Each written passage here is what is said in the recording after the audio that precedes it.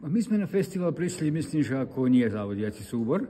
Tradične chodíme, keď máme divadlo, tak chodíme bez ohľadu, či sa závodíme alebo nie.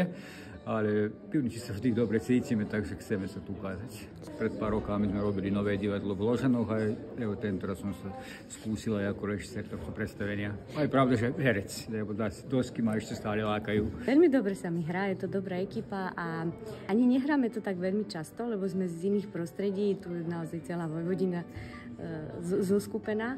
Keď sa zídeme, naozaj nám je to veľmi také, ako keby sme sa išli hrať. Zdá sa mi, že bolo málo predstavení a zvlášť málo mladých, že to bola kritika.